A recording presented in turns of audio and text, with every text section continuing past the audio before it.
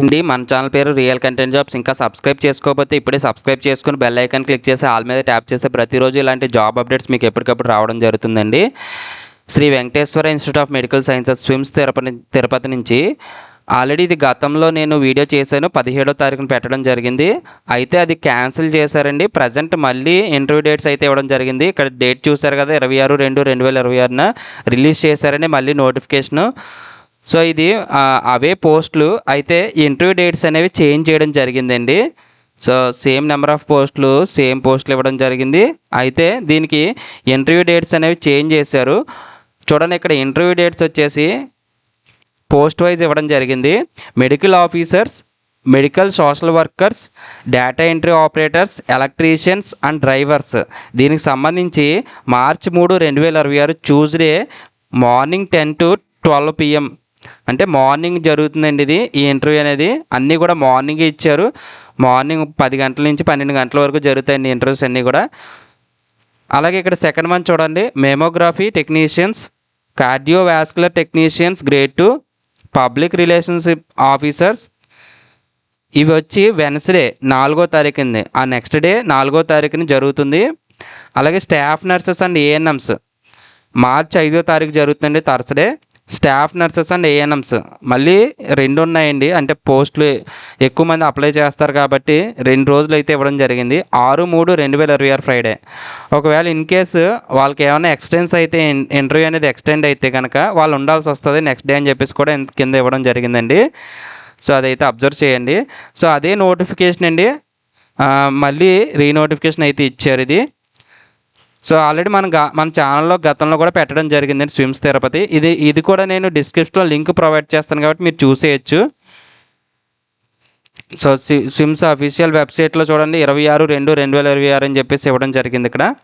So notification, application కూడా ఇచ్చారండి. ఈ అప్లికేషన్ అయితే మీకు ఎక్స్ప్లెయిన్ చేస్తాను, ఒకసారి చూడండి. ఇక్కడ అప్లికేషన్ వచ్చేసి అన్నిటికీ కూడా ఇదే అప్లికేషన్ అండి. అన్ని పోస్టులు, ఇందులో ఉన్న పోస్టులు అన్నిటికీ కూడా ఒకటే అప్లికేషను. అయితే ఇక్కడ చూడండి, పోస్ట్ అప్లైడ్ ఫర్ అంటే ఇక్కడ మీరు ఏ పోస్ట్కి అయితే అప్లై చేస్తున్నారో ఆ పోస్ట్నే మెన్షన్ చేయాలండి. అంటే మెడికల్ ఆఫీసరా, స్టాఫ్ నర్సా, ఏఎన్ఎమ్మా, ఏం అప్లై చేస్తే ఆ పోస్ట్ నేమ్ మెన్షన్ చేయాలి. అలాగే మీ ఫుల్ నేమ్, మీ 10th క్లాస్ మార్క్ లిస్ట్లో డీటెయిల్సే మెన్షన్ చేయాలి. ఫుల్ నేమ్ క్యాపిటల్ లెటర్స్లో రాయండి. మీ 10th క్లాస్ మార్క్ లిస్ట్ ఏ విధంగా ఉంటే ఆ విధంగా నోట్ చేయండి. అలాగే ఫాదర్ నేమ్ లేదా హస్బెండ్ నేమ్ అయితే ఇక్కడ మెన్షన్ చేయాలి. ఇక్కడ ఒక ఫోటో అంటించండి, పాస్పోర్ట్ సైజ్ ఫోటో అంటించి సెల్ఫ్ అటెస్టేషన్ అంటే మీ యొక్క ఓన్ సైన్ అండి, స్మాల్ లెటర్స్లో క్రాస్గా పెట్టండి ఫోటో మీద. అలాగే ఏజ్ ఆర్ జెండర్, ఏజ్ అంటే మీ యొక్క వయసు ఎంత ఇప్పటికి అనేది మెన్షన్ చేయాలి. జెండర్ మేలా ఫీమేలా. అలాగే కమ్యూనికేషన్ అడ్రస్ అంటే మీరు ప్రజెంట్ ఉంటున్న అడ్రస్ మెన్షన్ చేయాలి.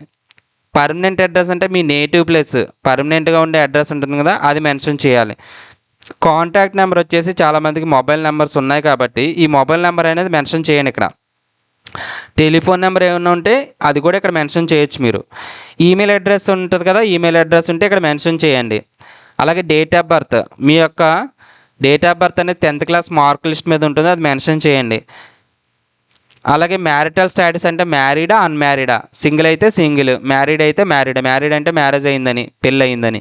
కేటగిరీ అంటే ఓసీయా, బీసీఏనా, బీసీబీనా, బీసీడీనా, ఇవి టిక్ చేయండి సరిపోతుంది. టిక్ చేసి ఇక్కడ రాసినా పర్వాలేదు.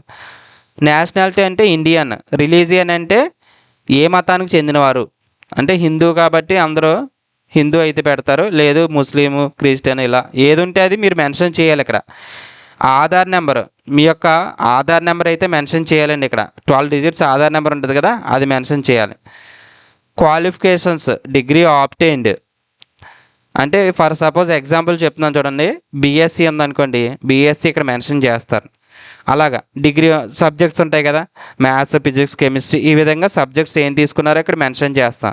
నెంబర్ ఆఫ్ అటెంప్ట్స్ అనుకోండి, ఎన్నిసార్లలో పాస్ అయ్యారు, ఒక అటెంప్ట్లోనే అయిపోయిందా, సింగిల్ అటెంప్ట్ లేదా 2 attempts పట్టిందా, అది మెన్షన్ చేయండి. ఇయర్ ఆఫ్ పాసింగ్, ఎప్పుడు పాస్ అయ్యారు, 2008, 2009. యూనివర్సిటీ, ఏ యూనివర్సిటీ, అన్నయ్య యూనివర్సిటీయా, ఆంధ్ర యూనివర్సిటీయా, ఆచార్య నాగార్జున యూనివర్సిటీయా, ఏ యూనివర్సిటీయా అనేది మెన్షన్ చేయాలి. పర్సంటేజ్ మార్క్స్ స్కోర్డ్, ఎంత స్కోర్ చేశారనేది మెన్షన్ చేయాలి. ఇక్కడ అంటే 90యా 80యా ఎంత పర్సంటేజ్, ఓన్లీ పర్సంటేజ్ మెన్షన్ చేయాలండి. అంటే మీరు రెస్పెక్టివ్ కౌన్సిల్లో రిజిస్టర్ అయిందా లేదా? చాలా మరికి మెడికల్ ఆఫీసర్లకు కానీ లేదంటే ఫార్మసిస్టులు, స్టాఫ్ నర్సులు వాటికి రిజిస్ట్రేషన్ ఉంటుందండి. రెస్పెక్టివ్ కౌన్సిల్లో రిజిస్ట్రేషన్ ఉంటుంది. అది రిజిస్టర్ అయితే కనుక ఎస్ పెట్టండి, లేదంటే నో పెట్టండి. అలాగే any additional qualifications and trainings, ఇంకేమన్నా మీకు ఎడిషనల్గా క్వాలిఫికేషన్స్ ఉన్నాయనుకోండి అవి మెన్షన్ చేస్తాం. అంటే మెడికల్ ఆఫీసర్ ఉన్నారనుకోండి, డిగ్రీ అయిపోయింది, పీజీ కూడా అయిపోయింది, అవి మెన్షన్ చేయొచ్చు మీరు ఇక్కడ.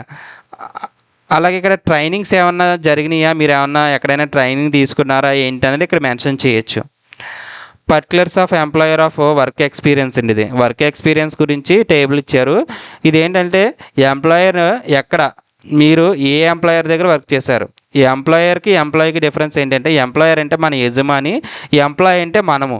ఇక్కడ ఎంప్లాయర్ ఇచ్చారు కాబట్టి మనం ఎవరి దగ్గర వర్క్ చేసాము, అలాగే అక్కడ అడ్రస్ ఏంటి, ఫ్రమ్ ఎప్పటి నుంచి వర్క్ చేసాం, డేట్లతో సహా డేటు మంత్ ఇయర్ వేయాలి. అలాగే డేటు మంత్ ఇయర్ వేయాలి, ఎప్పటి వరకు వర్క్ చేసాము, టోటల్ పీరియడ్ ఎంత, ఎన్ని సంవత్సరాలు, ఎన్ని నెలలు, ఎన్ని రోజులు.